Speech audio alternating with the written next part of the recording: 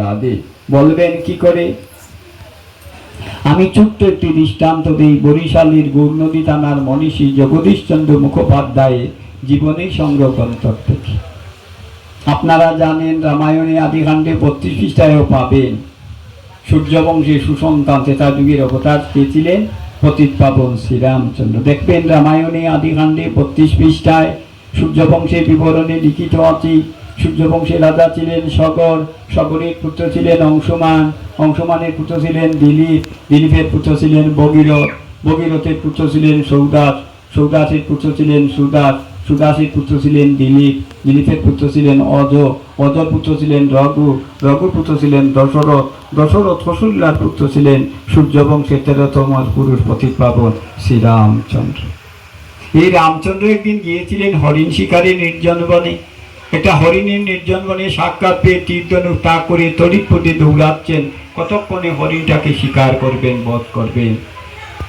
গভীর বন থেকে শ্রীরামচন্দ্র যখন আরো গভীর বনে প্রবেশ করলেন, হঠাৎ দেখলেন তার সম্মুখে হরিণটা অদৃশ্য হয়ে গেছে, আর দেখতে পেলেন না।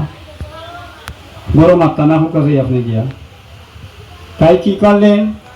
ঠিক পতিত পাবন রামচন্দ্র যখন বিষাদ মনে শিকার পেয়েও বধ করতে না পেরে কি রাস্তায় ফিরে আসছিলেন, তখন রাস্তার মধ্যে দেখলেন একটা ব্যাঙ রক্তাক্ত অবস্থায় ছটফট করছে।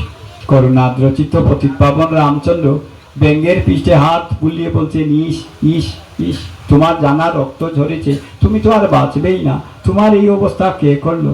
ব্যাঙ কিনকণ্ঠে বলছে, প্রভু আপনিই তো করেছেন। কৃষ্ণ যে রাধি। রামচন্দ্র আশ্চর্যান্বিত হয়ে বলছেন, আমি করেছি? কখন? ব্যাঙ বলছে, প্রভু আপনি যখন হরিণীকে বধ করার জন্য তীরধনুক তাক করে তড়িৎ পথে দৌড়াচ্ছিলেন, তখনই আপনার পতাকাতে পিষ্টে আমি রক্তাক্ত হয়ে গেছে।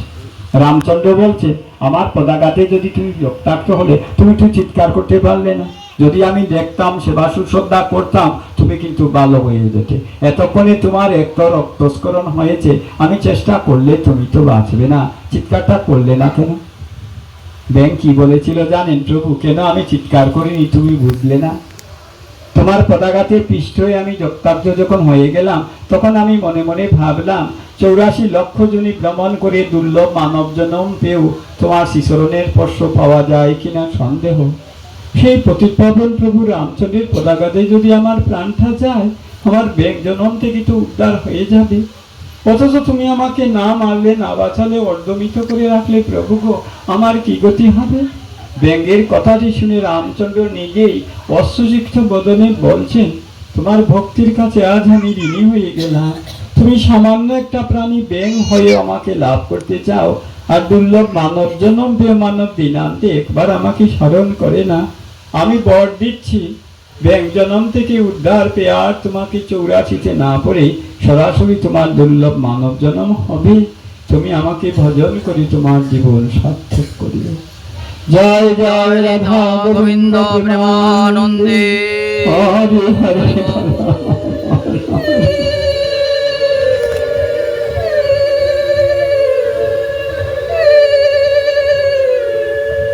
একটা ব্যাঙেরও ভাষণা থাকে ভগবান লাভে, আর দুর্লভ মানব জন্ম পেলাম দিনান্তে একবারও ঠাকুর গড়ি যাই না, সুখে থাকলে বলি বাড়ি গাড়ি স্ত্রী পুত্র ধন সবই তো আমার, আর বিপদে পড়লে বলি ভগবান রক্ষা করো।